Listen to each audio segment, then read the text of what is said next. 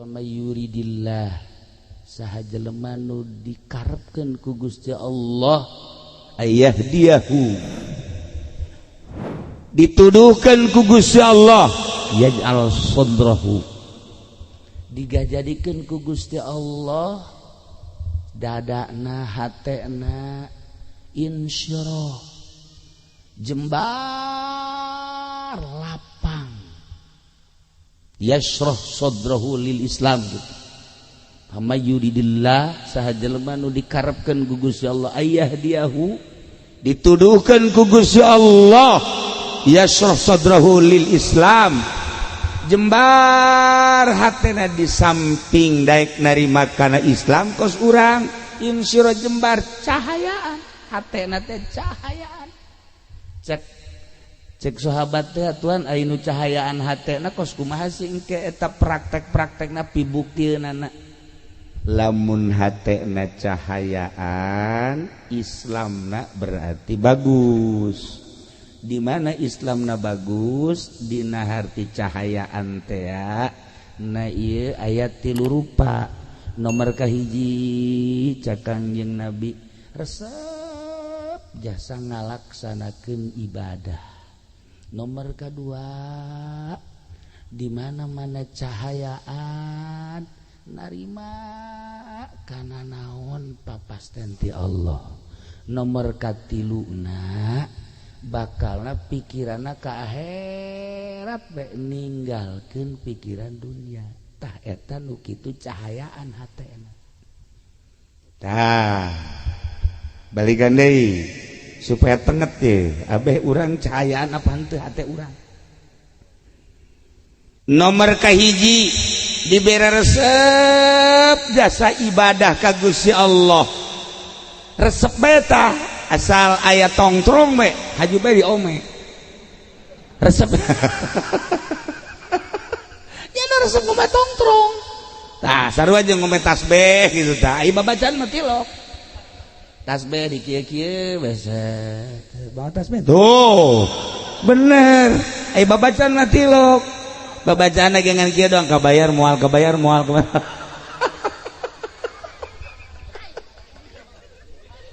Ya Allah ya Rabbi. Nah, di mana-mana hate cahayaan wani ngalaksanakeun ibadah, embu ngalaksanakeun maksiat eta cahayaan hatena Islamna berarti bener. Nah, lamun kuari jelema Islam KTP-na ge malah boga 3 kos Haji Pendi. 3 nya mah KTP teh. Oh, loba batur mah hese KTP-nya mah 3. Eta lah bajingan teh kos kitu eta. 3. Nah, iya KTP nama Islam, jelemana Islam, tetapi daek ngalaksanakeun maksiat. Kurang giat kana ibadah, maksiat daek leletikanana main gaple. Lamun aya Islam masih keneh balak genep di kieu-kieu. Koto kunyana di gitu-gitu tah. Naonna karangarana jangjang naon ngaranna tah. Tuh, nyawan teh tolol teh coba. Aju dikitukeun tah cuma hiber teh naon ngaranna?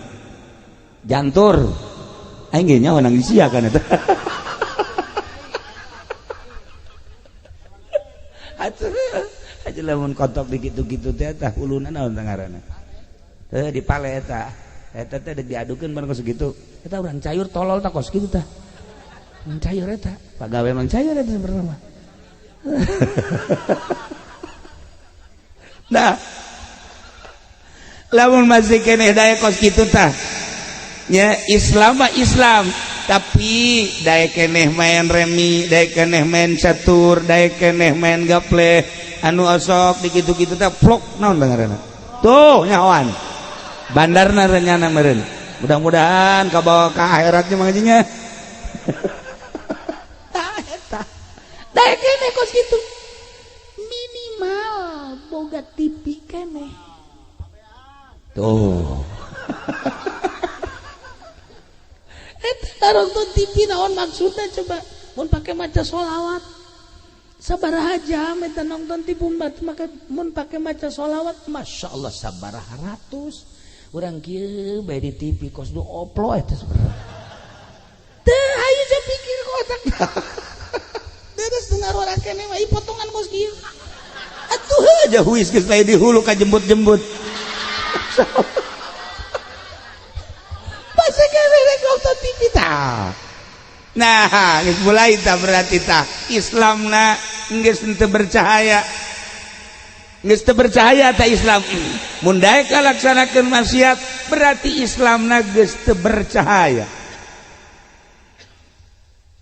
lamun geus teu bercahaya sakumahakan Gusti Allah dina Al-Qur'an wa may yaj'alillahu lahu nura fama lahu min nur lamun ku Gusti Allah geus teu dibere cahaya atuh eueuh cahayaan ana eueuh cahayaan teu meunang neuleuh jahe asal neuleuh jahe baju kieu teu kicup-kicup kieu tapi Mang Uting wajar lah neangan deui tuh saya calonna nah itu masalah dua habak sekali lah tah iya lamun geus eueuh cahayaan hate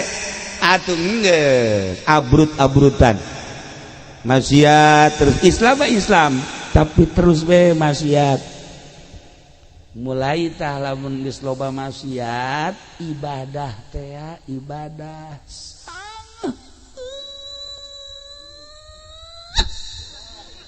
ih sakitu deket ka masjid teu nyaho tihang masjid teh nya deket ka masjid mun ditanya tihang masjid sabaraha wallahu a'lam weh sia ka masjid emang aya naon karpetna geus diganti ku ari bener sia yeuh ku ari mah wow hebat biasa nyana ka dinya ka masjid goblok jantu cek nya teh keluar deui tolol teh coba itu dilalaga gitu supaya ke masjid cuma ke masjid nempo doang di jendela ya tuh diganti atuh geus teu teu asup-asup acan eta berat dek asup ka masjid tah ieu cahayaan wa man lam yaj'alillahu nura fama lahu min nur lamun ku Gusti Allah henteu dibere cahaya eueuh cahayaan di mana-mana geus eueuh cahayaan sangheut ibadah teh sangheut asal geus dibere sangheut berarti nutup lawan sorga nu muka lawan tuh dia paling teu sia horeng tuh dah ya kira-kira ieu mah ieu ngaji nu di dieu ye kira-kira ye nu di dieu ye ye cahayaan apa henteu sih sebenarnya guys urang mah neuk danya be cak urang dieu mah ngaji pe di cahayaan teh tuh henteu eta ku kabehan henteu cenah deui berarti budak palinter nyaho nya ge Rusdi atuh gebelek begadeuhan eueuh cahayaan sakieu sebab carita TV jana pangbogaan panggedena carita HP boga 3 HP-na atuh carita tilok ngabohong raja bohong atuh geus eueuh cahayaan budak ge nyahoan henteu cek cenah geus teu kudu hese-hese teu kudu kakolot ka budak bae biasa kali deui cahayaan teh tuh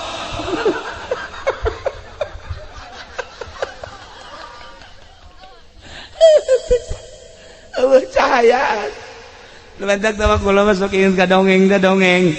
nah aya urang kitu India aya urang Arab aya urang Indonesia kabarna urang Indonesia aja pendi ya 3 nah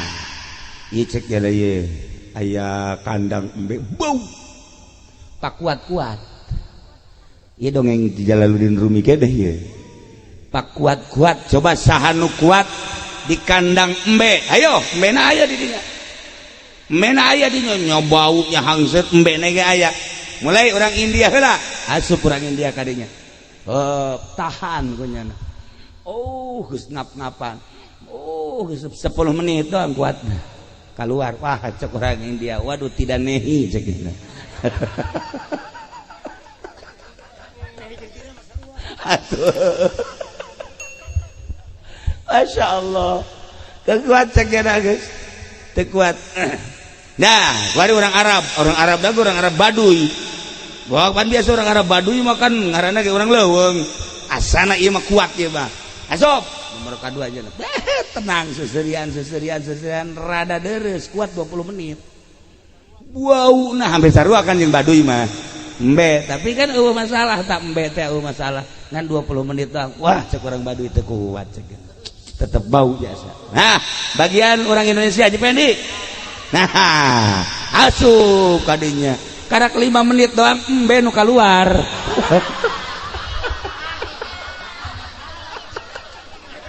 Sak embe teu kuat aing gitu.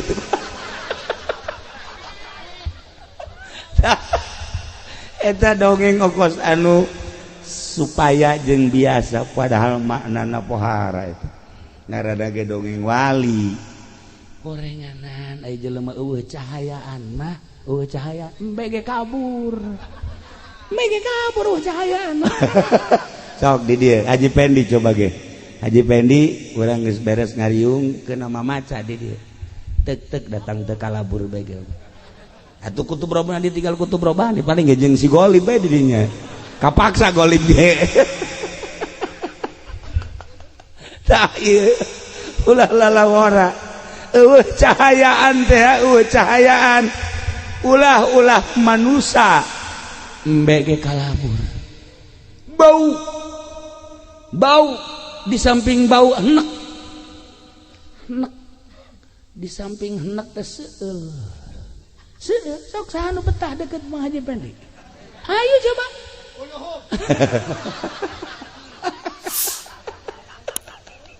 incuna itu kakek masih ada aja ya kapan nggak adanya nah iyalah para jamaah kaum muslimin wal muslimat rahimakumullah coba introspeksi ieu keur carita ieu geus kajian ulah nyaritakeun batur balik ka diri urang ke ai hate aing cahayaan teh sinu sabenerna lantaran tadi lamun cahayaan mah dibere resep jasa ibadah eta kakarak nomor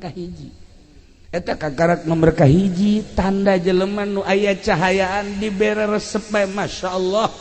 waktu salat teh geus ditungguan bae di deuleu deui wah encan masih kena jam 10 deuleu oh jam 11 setengah 12 nah geus siap-siap ya pas jam 12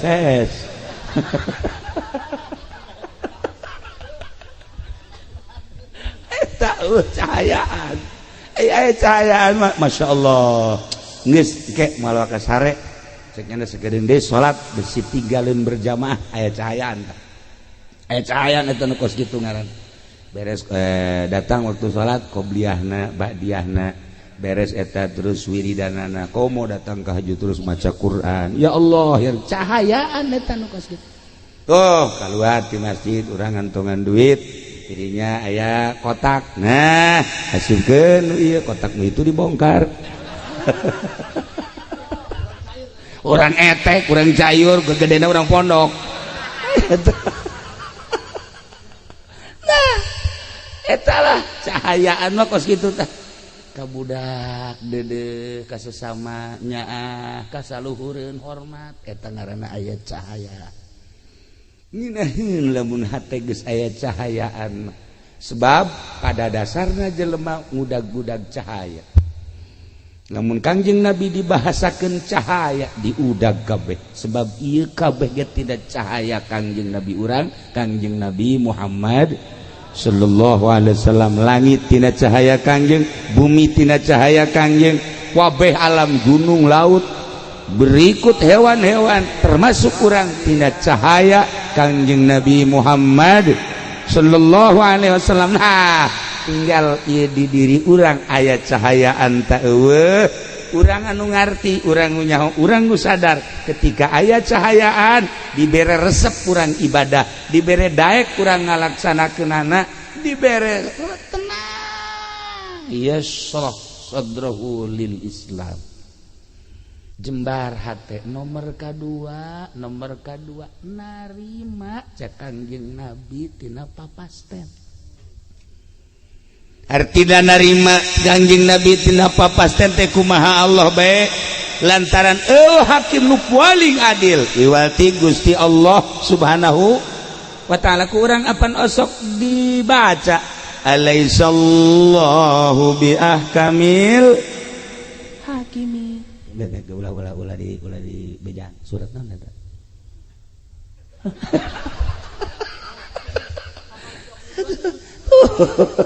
itu artinya masuk dibaca ke tuh cak nu ditukang alhakumut cenah deh nggak bejaannya nah maksudnya mah sarua ondona itu mah alaihissallah ya kabil hakim Allahumma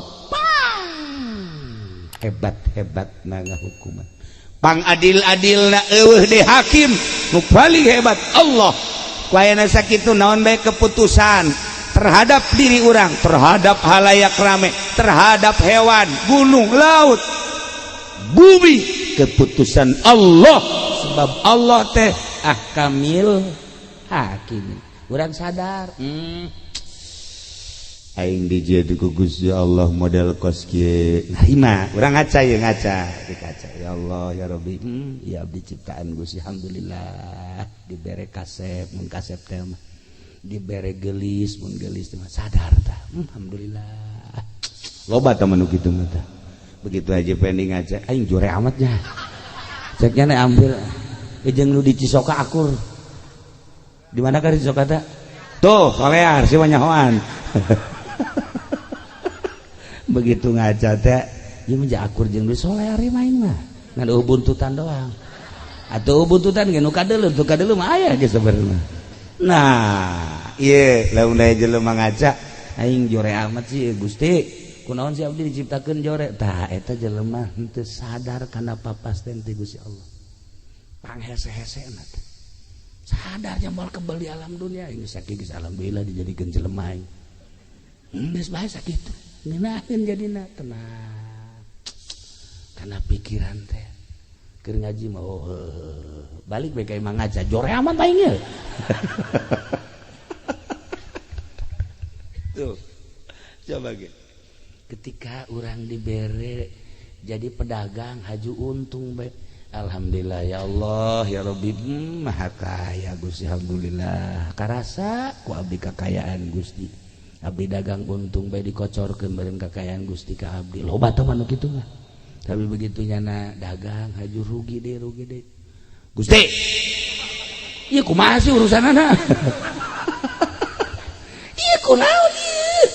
kok abdi dagang tapi rugi deui ye coba atuh ka Gusti kos kitu tah eta ngaranna henteu sadar kana papaste eta ucahayaan hatena ucahayaan wa man lam yajalillahu lahu nura di mana ku Gusti Allah henteu diberi cahaya famalahum min nur cahaya di mana cahayaan eta kos kitu tadi tanu mandak urang kudu ngawauhan nu sugih hirup mah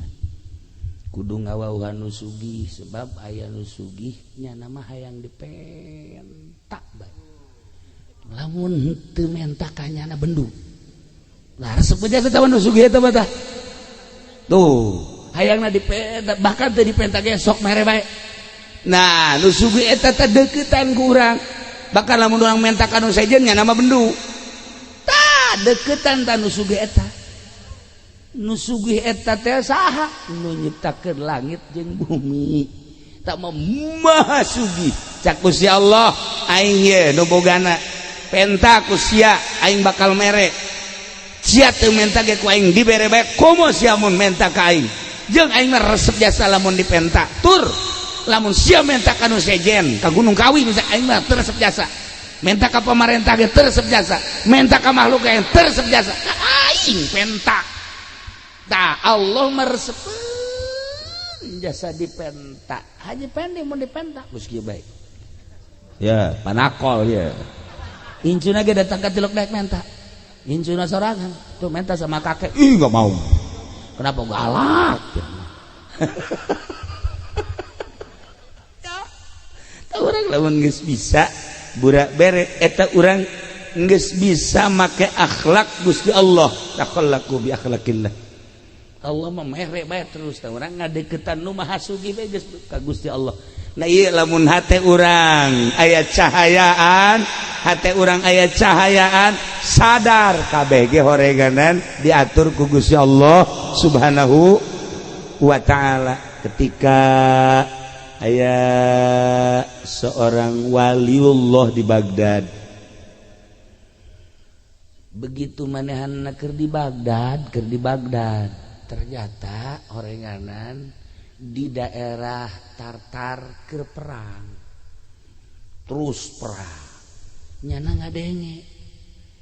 begitu nyana ngadenge eta peperangan geus mah awewe pararae sipil-sipil masyarakat teh budak leutik ke parae nyana ngomong kieu ka Gusti atuh kunaon eta diperangkeun sehingga eta pararae masyarakat emang eueuh nu ibadah, emang eueuh nu sok hudang ti peuting, emang eueuh wali pan beureun aya wali maot, aya ulama maot kudu maotkeun aya diperangkeun ku Gusti. Langsung nyana peutingna sare barang sare ngimpi kapanggih jeung hiji jelema make jubah terus nyekelan surat eta dibabawa bae, begitu dibabawa kapanggih teh jeung nyana ieu surat naon eta? Ieu surat ti Gusti Allah, coba tah Bang bacakeun. Begitu dibaca dina tulisanana aya da'il i'tirad, tinggalkeun ku maneh ngalawan Allah, tinggalkeun ku maneh nentang ka Allah. Dibaca takunyana sebab Allah mah pang adil-adilna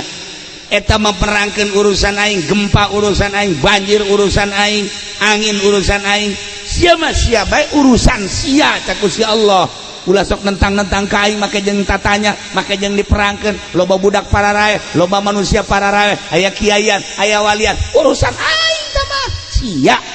urusan sia geus datang ka mana sia dumadeheus ka aing. Hudangnyana Masya Allah kaget,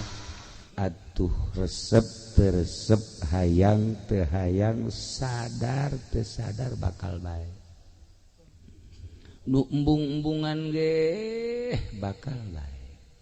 nu hayang-hayangan atuh komo.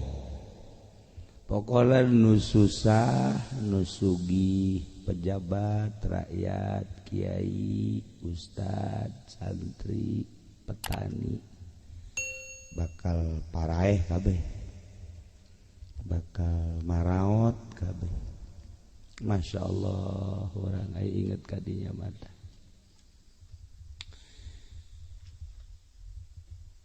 Kangjeng keur cali menuju cali jeung para sahabat. Jol bae aya jelema datang. Waalaikumsalam. Kula datang ka dieu coba Tuan alimni goroibal ilmi, coba abdi pagahan ilmu nu aneh, hayang ilmu nu aneh geus kaharti ku Kangjeng teh pasti ilmu nu aneh teh bisa hiber. Mun ka sumur ngagejeblung teu paeh, lamun ka beulem henteu tutung, mun dagang hayang untung be ulah cara si eta.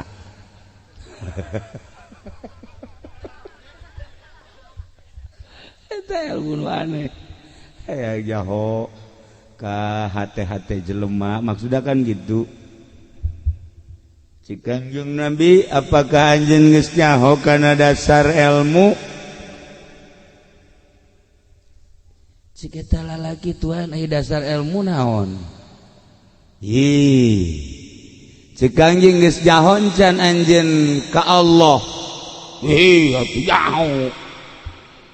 Allah mah nu disembah ku kula. Geus can dilaksanakeun hak-hakna. Emang aya hakna naon? Hak Allah teh nu kudu dilaksanakeun eta ngaranna dasar ilmu.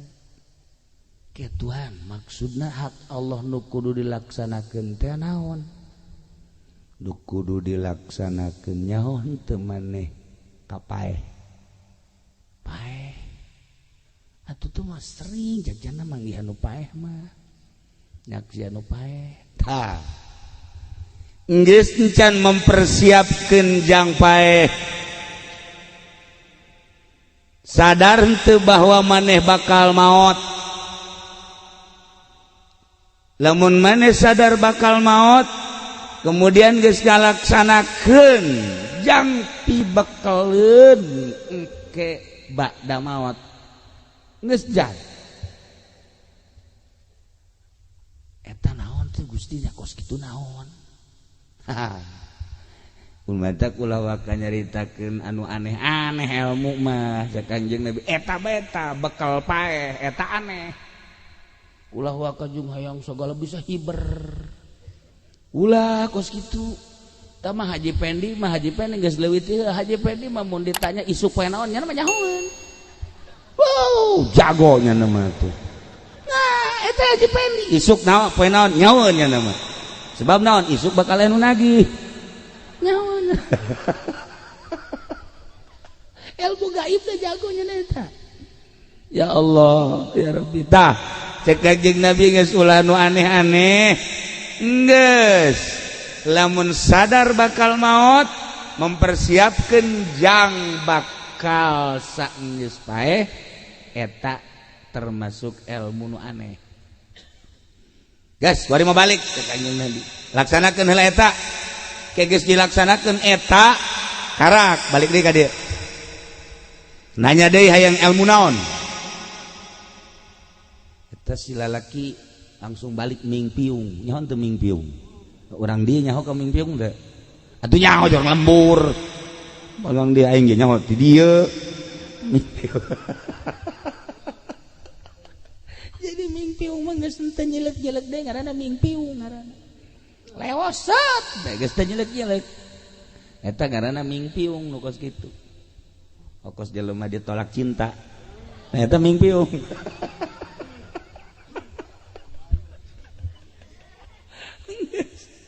teh jelek-jelek deui ya percuma nyelek atuh nah eta jelema balik langsung ibadah ka Gusti Allah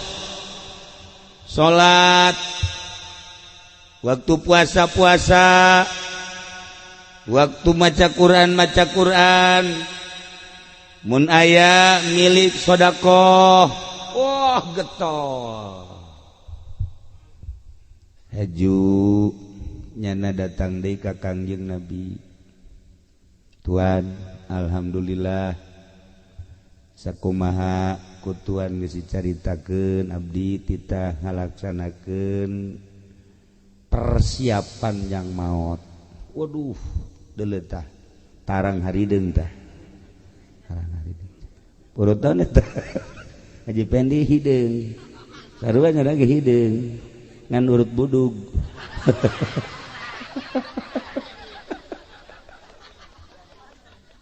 sugan teh urut sujud ada urut bisul ya Allah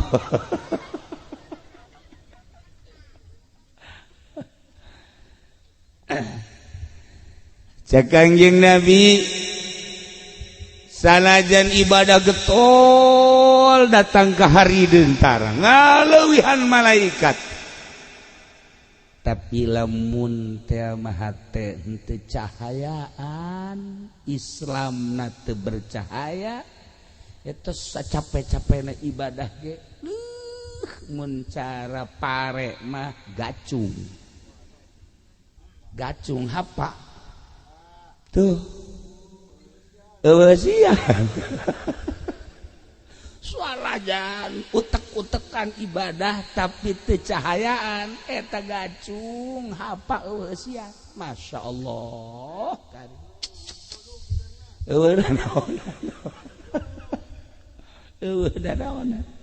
tah nu mantak urang kuari alhamdulillah kumpul di dieu kabeh agamana akur Islam sedengkeun Allah geus kajelaskeun inna dina indallahil Islam saenyana agama nu dipikaridho ku Gusti Allah agama Islam jadi berarti urang di dieu kabeh geus aya dina ridho Allah subhanahu wa ta'ala wa may yabtaghi ghairal islami dinan fala yuqbal. Jelema anu neangan agama beragama salian Islam moal diterima di akhirat termasuk kana minal khosirin, rugina di akhirat disate kayak kerecek tak urang makan imal aya nu disate paling gak dijemurkeun.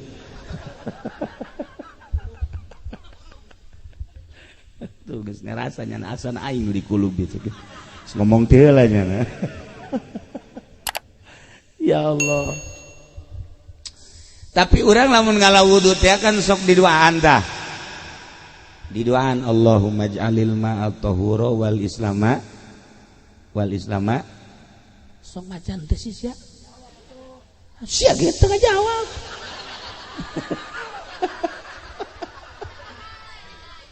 Urang lamun ngedeuk Allahumma ij'alil ma'a tahura wal islama nuro. Tuh Allahumma ij'alil ma'a tahura, he Allah muga ngajadikeun Tuhan Gusti kana ieu cai suci turun nyucikeun,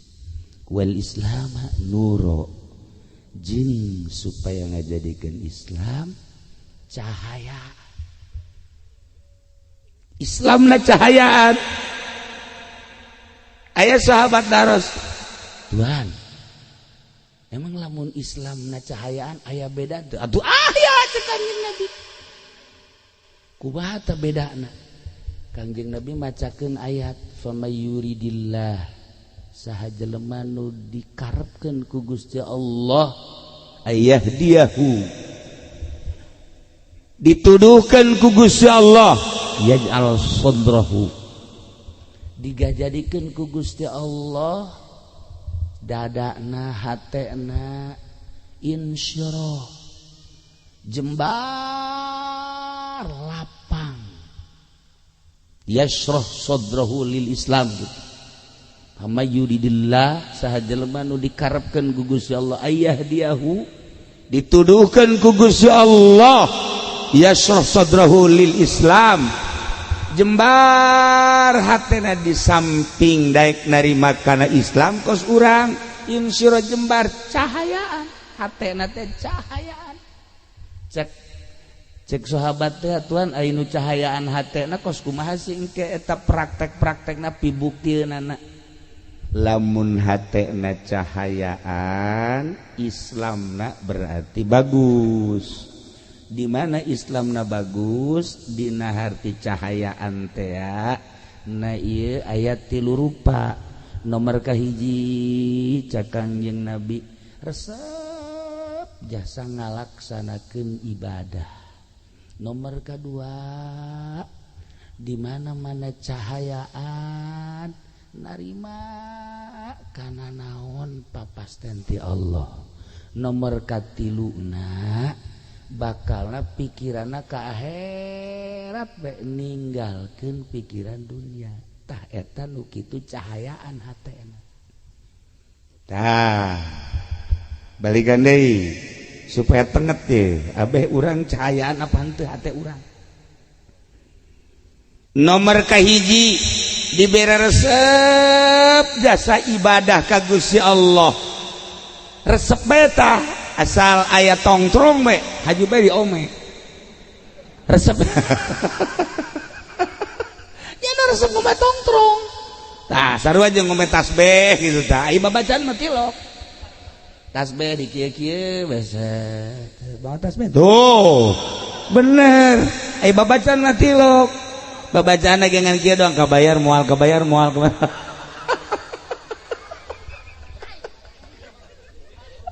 Ya Allah, ya Rabbi. Eta mah penipu sebenarnya mah. Atuh penipu eta tasbih dibawa aya di wiridanana lain eta. Masya Allah. Nah, di mana-mana hate cahayaan wani ngalaksanakeun ibadah, embu ngalaksanakeun maksiat eta cahayaan hatena. Islamna berarti bener. Nah, lamun kuari jelema Islam KTP-na ge malah boga 3 kos saji pendi. 3 nya mah KTP teh. oh loba batu mah hese KTP-nya mati lu eta lah bajingan teh kos gitu eta tilu nah iya KTP nama Islam jelemana Islam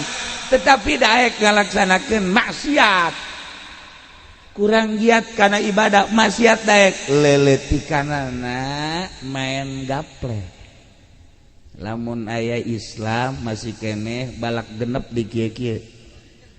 koto kunyana di kitu-kitu tah naonna karangarana jangjang naon ngaranna tah tuh nyawan teh tolol teh coba aju dikitukeun tah cuma hiber teh naon ngaranna jantur aing ge nyawa nang sia kana teh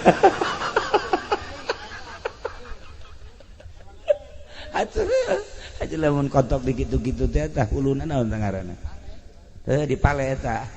teh diadukeun bareng kos kitu eta urang cayur tolol tah kos kitu tah cayur eta pagawe mang cayur eta sebenarnya nah lamun masih keneh daya kos kitu tah nya Islam mah Islam tapi daya keneh main remi daya keneh main catur daya keneh main gaple anu osok di kitu-kitu teh plok naon tah ngaranna tuh nyawan bandarna renyana meureun mudah-mudahan kabawa ka akhiratnya mangajinya tah eta daya keneh kos kitu minimal boga TV keneh tuh eta nonton TV naon maksudna coba mun pake maca sholawat sabaraha jam eta nonton TV maka mun pake maca sholawat Masya Allah sabaraha ratus urang kieu bae di TV kos du oplo eta sabaraha teu hayu ja pikir ku otak terus dengar orang kene mah potongan kos kieu atuh aja huis geus bae di hulu ka jembut-jembut masa kene rek nonton TV tah nah geus mulai tah berarti tah Islamna geus teu bercahaya geus teu bercahaya tah Islam mun daek kalaksanakeun maksiat berarti Islamna geus teu bercahaya lamun geus teu bercahaya sakumahakan Gusti Allah dina Al-Qur'an wa may yaj'alillahu lahu nura fama lahu min nur lamun ku Gusti Allah geus teu dibere cahaya atuh eueuh cahayaan ana eueuh cahayaan teu meunang neuleuh jahe asal neuleuh jahe baju kieu teu kiceup-kiceup kieu tapi mang uting wajar lah neangan deui tuh saya calonna nah itu masalah dua habak sekali lah tah iya lamun geus eueuh cahayaan hate atuh geus abrut-abrutan maksiat terus Islam mah Islam tapi terus we maksiat mulai tah lamun geus loba maksiat ibadah teh ibadah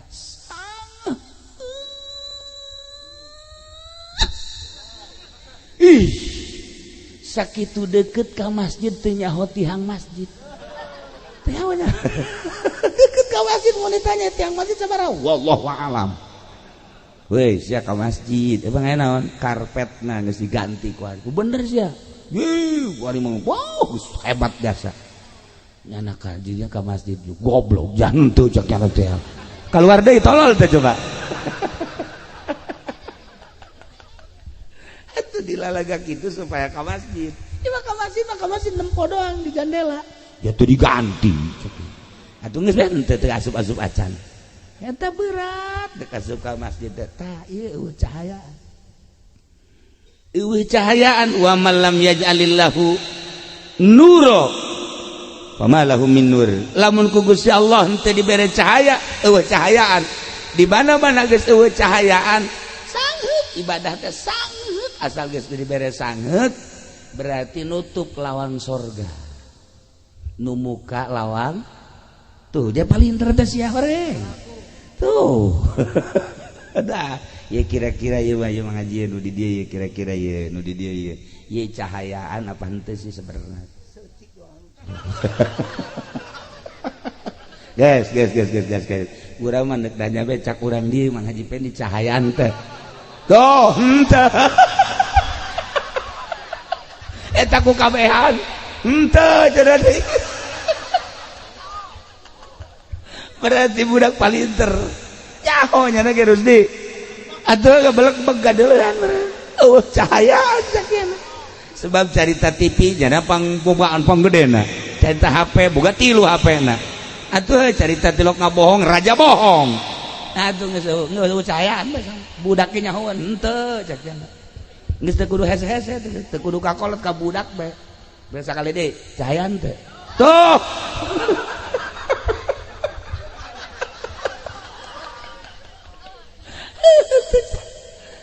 cahayaan lebentak tawa kula masuk ingin ka dongeng da dongeng nah aya urang kitu India aya urang Arab aya urang Indonesia kaberapa Indonesia Haji Pendi ya 3 nah ieu cek ya ieu aya kandang embe bau pak kuat-kuat ieu dongeng di Jalaluddin Rumi ge deh ieu pak kuat-kuat coba saha nu kuat di kandang embe ayo embena aya di dinya embena aya di nyobau nya hangset embena ge aya mulai orang India heula asup urang India ka dinya tahan kunyana geus ngap-ngapan geus 10 menit doang kuatna keluar wah cek orang India waduh tidak nehi cek gitu aduh Masya Allah kekuat ceknya guys tekuat nah bari orang Arab dagu orang Arab Baduy bahwa pan biasa orang Arab Baduy makan ngaranna ge orang leuweung asana ieu mah kuat ieu mah asop nomor kadua aja tenang seserian rada deres kuat 20 menit wow nah hampir sarua kan jeung Baduy mah embe tapi kan eueuh masalah tak embe teh eueuh masalah ngan 20 menit doang wah cek orang Baduy teu kuat cek tetap bau biasa nah bagian orang Indonesia Haji Pendi nah asup kadinya karak 5 menit doang embe nu keluar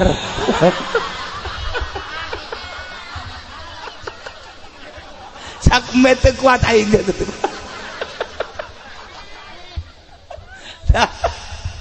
eta dongeng ongkos anu supaya jeung biasa padahal maknana pohara itu ngarana ge dongeng wali gorenganan aya jelema eueuh cahayaan mah eueuh cahaya embe ge kabur eueuh cahayaan sok di dieu Haji Pendi coba ge Haji Pendi urang geus beres ngariung ke nama maca di dieu tek datang teu kalabur bae ge atuh kutub robana ditinggal kutub robani paling ge jeung si Golib bae di dinya kapaksa Golib ge tah ieu ulah lalawara eueuh cahayaan teh eueuh cahayaan ulah manusia embe ge kalabur bau di samping bau henek di samping henek teh seueur sok saha nu betah deket Mang Haji Pendi ayo coba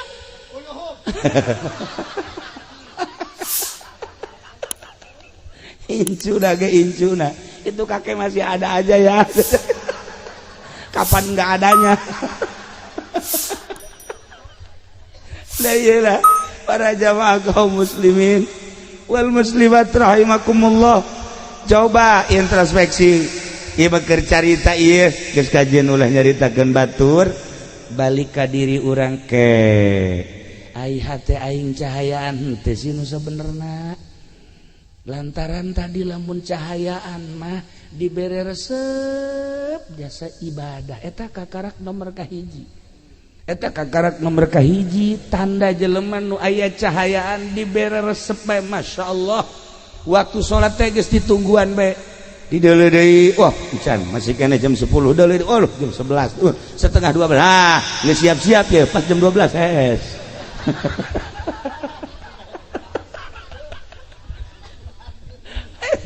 cahayaan cahayaan masya Allah geus ke malah ka sare ceknya sekedeng deh salat besi tinggalin berjamaah aya cahayaan eta nu kos kitu ngaran beres datang waktu salat qobliyahna ba'diyahna beres eta terus wiridanana komo datang ka haju terus maca Quran ya Allah ya cahayaan eta nu kos kitu keluar di masjid urang ngantongan duit dirinya aya kotak nah hasupkeun ieu kotakmu itu dibongkar orang etek orang cayur gegedena orang pondok nah etalah cahayaan mah kos kitu tah ka budak deudeuh ka sesama nyaah ka saluhureun hormat eta ngaranna aya cahaya nginaheun lamun hate geus aya cahayaan sebab pada dasarna jelema ngudag-udag cahaya namun Kangjeng Nabi dibahasakeun cahaya diudag kabeh sebab ieu kabeh ge tidak cahaya Kangjeng Nabi urang Kangjeng Nabi Muhammad sallallahu alaihi wasallam langit tina cahaya Kangjeng bumi tina cahaya Kangjeng kabeh alam gunung laut berikut hewan-hewan termasuk urang tina cahaya Kangjeng Nabi Muhammad sallallahu alaihi wasallam nah tinggal ieu di diri urang aya cahayaan ta eueuh urang anu ngarti urang nu nyaho urang nu sadar ketika aya cahayaan dibere resep urang ibadah dibere daek urang ngalaksanakeunana dibere tenang yashrah sadrahu lil Islam jembar hate nomor kadua narima cak Kangjeng Nabi tina papasten artina narima Kangjeng Nabi tina papasten teh kumaha Allah bae lantaran hakim nu paling adil iwati Gusti Allah Subhanahu wa taala ku urang apan osok dibaca alaisallahu bi ahkamil hakimi ulah di bejaan surat naon eta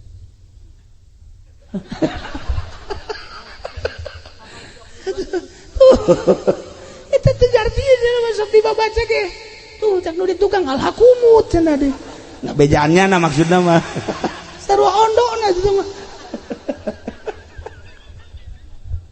alaihissallah ya kabil hakim Allahumma hebat na hukuman pang adil-adilna eueuh deui hakim nu paling hebat Allah ku aya sakitu naon bae keputusan terhadap diri orang, terhadap halayak rame, terhadap hewan, gunung, laut, bumi, keputusan Allah. Sebab Allah teh ahkamil hakim. Urang sadar, aing dijieun ku Gusti Allah model kos kieu. Narima, urang ngaca ya dikaca. Ya Allah ya Rabbi, ya abdi ciptaan Gusti alhamdulillah dibere kasep mun kasep teh dibere gelis mun gelis mah sadar tah alhamdulillah loba tah manu kitu mah tah begitu aja pending aja aing jore amatnya ceknya nih ambil jeung nu di Cisoka akur di mana ka di Cisoka teh tuh solear si nyahoan begitu ngaca teh ieu mah akur jeung di solear main mah ngan buntutan doang atuh buntutan ge nu kadeuleuh mah aya ge sabarna. Nah iya lamun aya jelema ngaca aing jore amat sih Gusti kunaon si abdi diciptakeun jore tah eta jelema henteu sadar kana papasten ti Gusti Allah panghese-hesena teh sadar jambal kebal di alam dunia ini sakitu alhamdulillah dijadikeun jelema aing geus bae sakitu ngeunaheun jadina tenang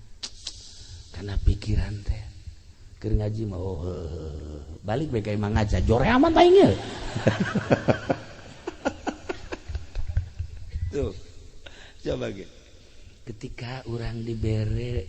jadi pedagang haju untung baik alhamdulillah ya Allah ya Rabbi maha kaya Gusti alhamdulillah karasa ku abdi kakayaan Gusti abdi dagang untung baik dikocorkeun bareng kakayaan Gusti ka abdi loba teh manu kitu mah tapi begitu nyana dagang haju rugi deh Gusti iya kumaha sih urusanana iya kunaon ieu kok abdi dagang tapi rugi deh ye coba atuh Gusti kos gitu tah eta ngaranna henteu sadar kana papas teh eta cahayaan hatena cahayaan wa man lam yaj'alillahu lahu nura di mana ku Gusti Allah henteu diberi cahaya famalahum min nur cahaya di mana cahayaan eta kos kitu tadi tanu mantak kurang kudu ngawauhan nu sugih hirup mah kudu ngawauhan nu sugih sebab aya nu sugih nya nama hayang dipentak bae lamun henteu mentak kanyana bendu lah resep jasa tawan nu sugih eta mah tah tuh hayangna dipentak bahkan teu dipentak ge sok mere bae. Nah nu sugih eta teh deukeutan ku urang bakal lamun urang mentak anu sejen nya nama bendu tah deukeutan tah nu sugih eta nu sugih eta teh saha nu nyiptakeun langit jeung bumi tak maha sugih cak Gusti Allah aing ye nu bogana penta ku sia aing bakal mere sia teu menta ge ku aing dibere bae komo sia mun menta ka aing jeung aing mah resep jasa lamun dipenta tur lamun sia menta ka nu sejen ka Gunung Kawi bisa aing mah teu resep jasa menta ka pamarentah ge teu resep jasa menta ka makhluk ge teu resep jasa ka aing penta tah Allah meresepkeun jasa dipenta haji pende mun dipenta geus kieu bae ya panakol ya incuna ge datang ka tiluk daek menta incuna sorangan tuh menta sama kakek ih enggak mau kenapa galak orang lamun geus bisa burak bere eta urang geus bisa make akhlak Gusti Allah takhallaku bi akhlakillah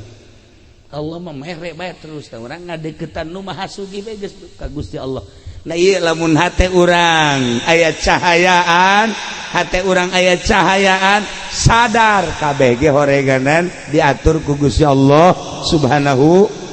wa taala ketika aya seorang waliullah di Baghdad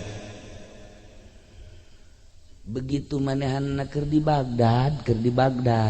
ternyata horenganan di daerah Tartar keur perang terus perang nyana ngadenge begitu nyana ngadenge eta peperangan geus mah awewe pararae sipil-sipil masyarakat teh budak leutik ke parae nyana ngomong kieu ka Gusti atuh kunaon eta diperangkeun sehingga eta pararae masyarakat emang eueuh nu ibadah emang eueuh nu sok hudang ti peuting emang eueuh wali pan beureun aya wali maot aya ulama maot kudu maotkeun aya diperangkeun ku Gusti langsung nyana peutingna sare barang sare ngimpi kapanggih jeung hiji jelema make jubah terus nyekelan surat eta dibabawa bae begitu dibabawa kapanggih teh jeung nyana ieu surat naon eta ieu surat ti Gusti Allah coba tah pang bacakeun begitu dibaca dina tulisanana aya da'il i'tirad tinggalkeun ku maneh ngalawan Allah tinggalkeun ku maneh nentang ka Allah dibaca takunyana sebab Allah mah pang adil-adilna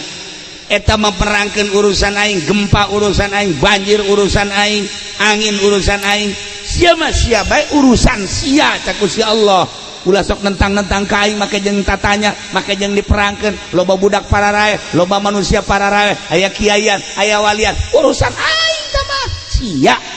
urusan sia geus datang ka mana sia dumadeheus ka aing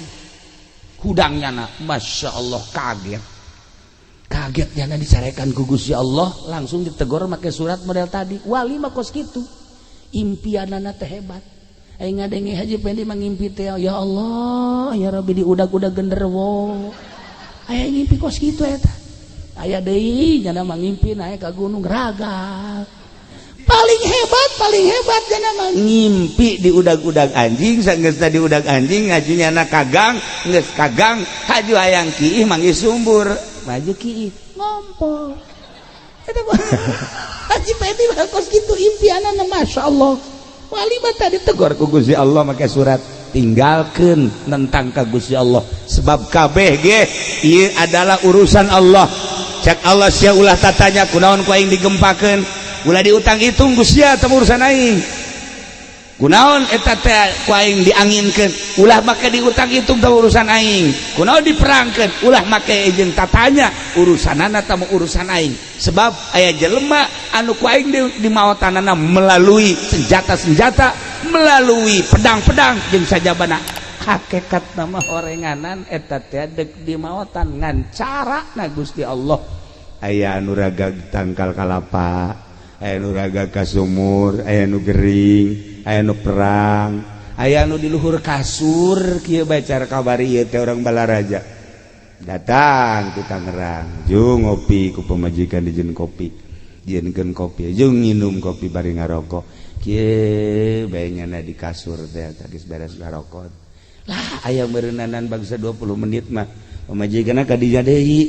ditoelan ku pamajikan kaji oya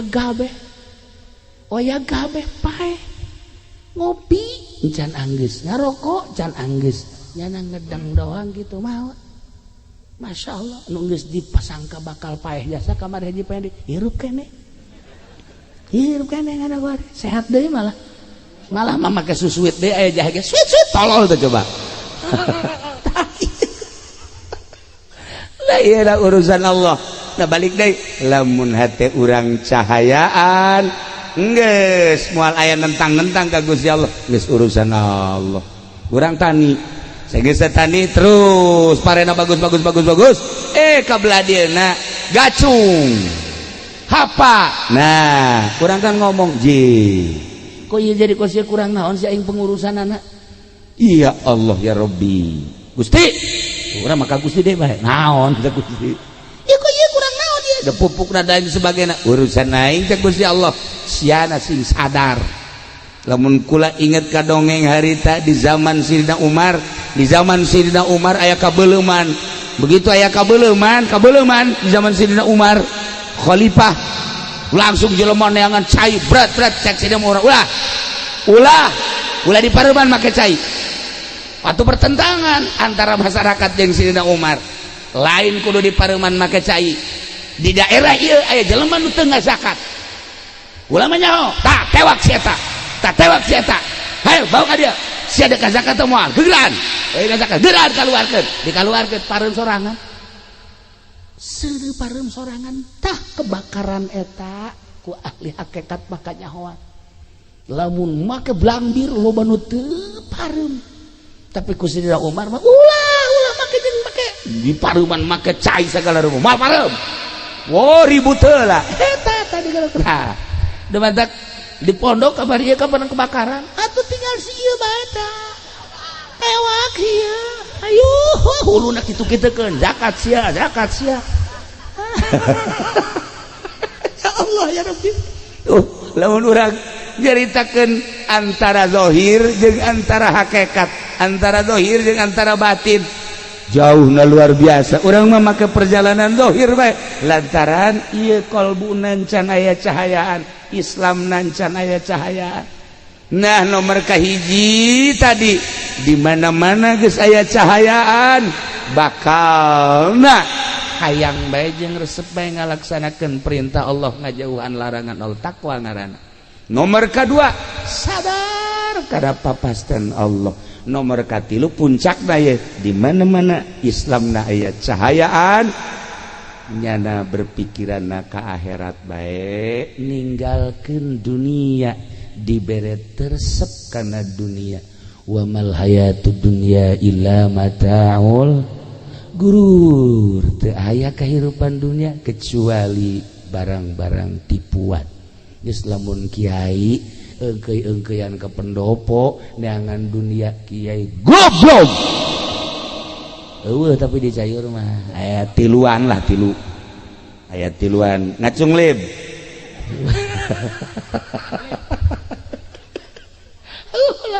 ulah neangan dunia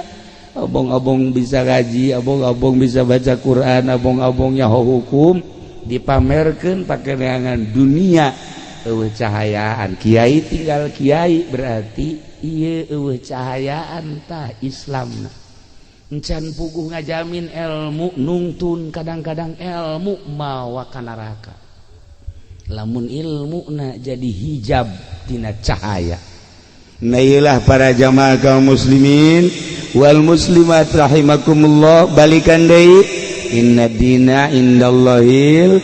Islam, saenyana agama nu pikeun karidho ku Gusti Allah adalah agama Islam. Tetapi Islamna kudu anu aya cahayaan. Sakumaha tadi, lamun Islamna aya cahayaan maka aya tanda-tanda. Hiji tanda Islam aya cahayaan, daek ngalaksanakeun parentah Allah, embu ngalaksanakeun laranganana. Daek ngalaksanakeun parentah Allah, ngajauhan laranganana. Eta berarti mulai cahaya nomor kahiji.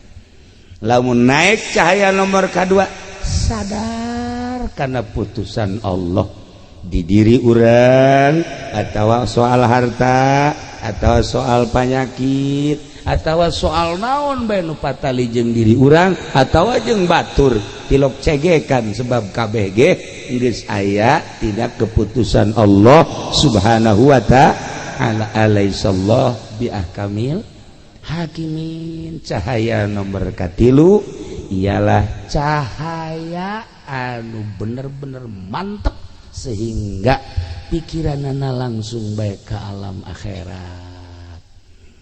Mohokeun alam dunia dibere resep kana dunia. Etalah nu paling istimewa cahaya Islam anu nomor katilu. Geus urang mimitian tina awal carana kumaha supaya cahayaan eta teh tadi cak Kangjeng Nabi geus encan maneh ngalaksanakeun hak Allah. Naon? Ialah mempersiapkeun jang maot, memeh datangna maot. Eta adalah memerlukan cahaya. Di mana orang sholat berarti orang mempersiapkan jang maot. Orang ngazakat mempersiapkan jang maot. Orang puasa mempersiapkan jang maot. Orang haji mempersiapkan jang maot. Orang baca Quran mempersiapkan jang maot. Orang tahajud, orang duha, zikir, maca sholawat, berbagai kehadean-kehadean yakni ngalaksanakeun ibadah, eta adalah jang mempersiapkan maut, mebeh datang maut. Berarti geus aya cahaya. Nah, tapi cak Kangjeng Nabi tadi teh inggis sanajan urang ibadah bae tetapi eueuh cahayaan ngan menang capek doang. Ngan menang capek doang, tak perlu na cahaya. Kos kumaha sih cek para sahabat Gusti Rasul eta menang capek doang. Nah henteu nyaho kana keagungan Gusti Allah. Lamun urang ibadah teu nyaho kana keagungan Gusti Allah, naon bedana jeung salat budak leutik. Budak leutik salat mah salat bae, pan teteh ge cenah mah salatna ge. Ja teu nyahoeun kana agungna Gusti Allah. Sok geura tangan budak leutik lamun tarawih teh. Haji Pendi sholat tarawehna masa sih babaturan eker sujud di kitu-kitu pelerna. Eta kan berarti budak leutik sama sholat kos gitu bang. Giliran nya ndek diuk diteuneunnan parantina kol bedug di dieu tah. Atuh kumaha eta karena sholat budak leutik teu nyaho kaagungan Gusti Allah. Sadajan capek ibadah lantaran teu nyaho kana kaagungan Gusti Allah, ongkos sholatna budak leutik eueuh nanaonan. Jadi kudu urang teh memperhatikan kemaha agungan Gusti Allah Subhanahu wa ta'ala. Nah nu mantap ibadahna ulah aya muatan-muatan. Geus ya kunaon eta getol amat maca shalawat, dagang karung abeh laku. Da eta ngaranna ibadah eueuh nanaonan kos kitu. Capek eta ibadah kos kitu. Capek pen.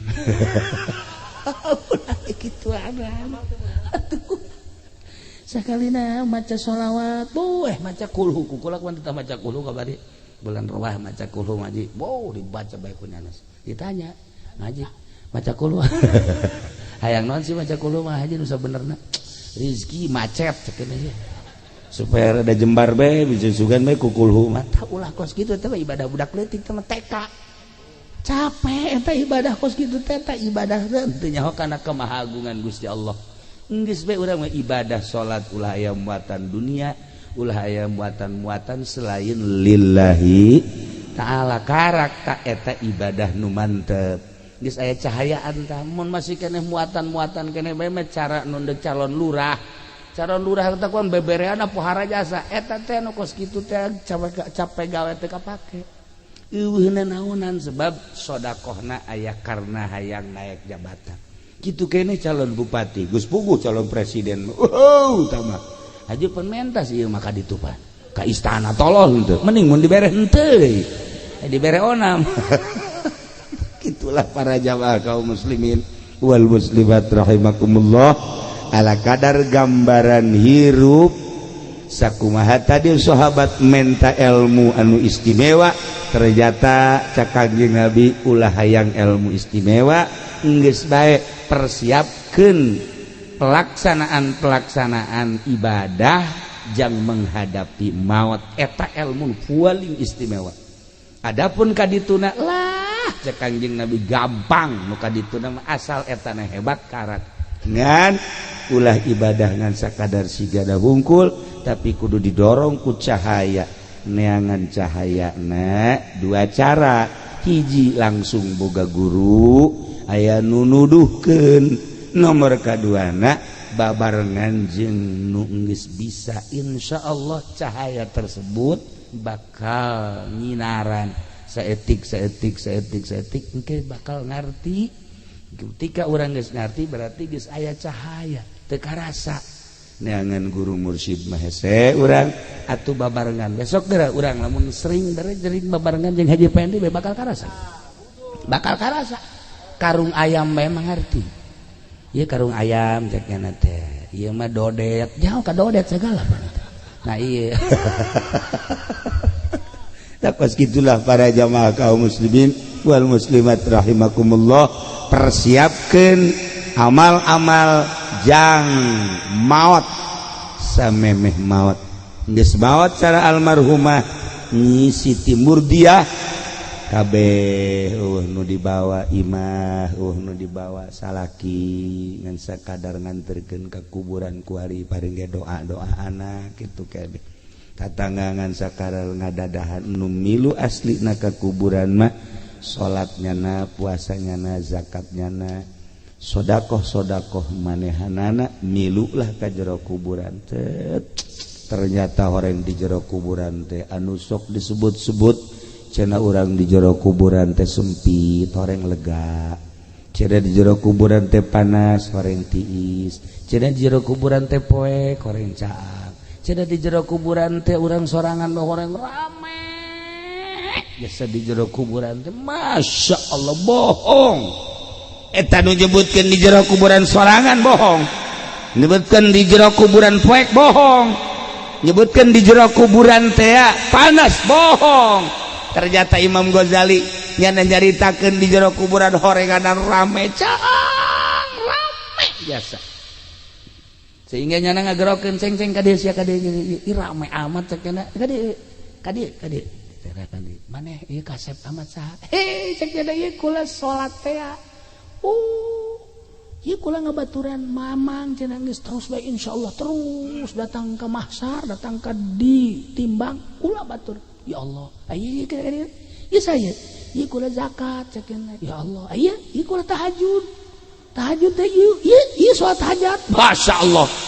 barang Haji Pendi teh di jero kuburan ieu si hajore amat nya hideung nya jore nya culean deui ya Allah cak Haji Pendi sia jore amat ye bahasa pan batur mah haji ieu batur di mana aya eta nyadakeun si mbak teh ya batur ieu ya Allah ya Rabbi bakal ngabaturan urang di jero kuburan bohong urang hasud urang henteu salat urang teu zakat urang bakal ngabaturan urang sok renungkeun ku urang ketika urang di jero kubur bakal boga baturna urang nokos kumaha bakal ngabaturan jasa mangkaning eta ketika urang sering ngajembarkeun batur jembar kuburanana jelema datang Waalaikumsalam naon ye duh kulit di kamari jandar masyaallah atuh lain bebe aja di kamari ya cukup teh 500.000 Pak ieu tah alhamdulillah Haji masyaallah kesia lamun teu boga deui senang hate geus jembar jero kuburan datang ka Haji Pendi Waalaikumsalam naon sih kulit di kamari jandar boan sia ye atuh neangan cara aing cuma direk neangan sih atuh geus mabur sia ka ditu lah Masya Allah cek ugal ledeg gaji pendek eta jempitkeun batur sempitnya di jero kuburanana ya Allah ya Rabbi urang ayeuna nyieun masjid tah neun kipas di masjid tiis jelema maca sholawat ka tiisan komo AC nu ngaji ka tiisan komo AC di jero kuburanana tiis ya Allah malaikat ieu tiis daun eta teh cek malaikat teh tah kipas anu di masjid bo nyaho kieu mah kula meuli AC cek nya ieu kipas anu dipasang ku kula teh anu make nu jore teh eta kipas ge haju lempang lagi kotek asal dikencengkeun we geus teu bisa muter janana ya Allah eta kos kitu ge tiis aduh nyaho kitu mah kula meuli nu bagus cek malaikat keur ieu sia tah kitu kaji pedi bapan nyana mah lain meulikeun non kipas malah kipas di masjid dicokot atuh panas cenah mah di kuburanana atuh cek jangan kaji pedi malaikat ieu naon li panas nah maling kipas ya panas mentek sing ada ngaji ka masjid gede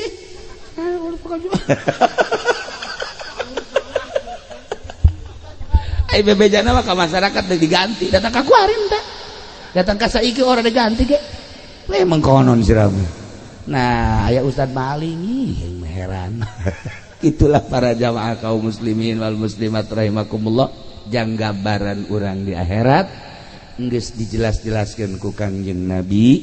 urang iman ka Kangjeng Nabi percaya ka Kangjeng Nabi urang beragama Islam tinggal cahaya na aya tah henteu sehingga urang bisa ngalaksanakeun naon keyakinan urang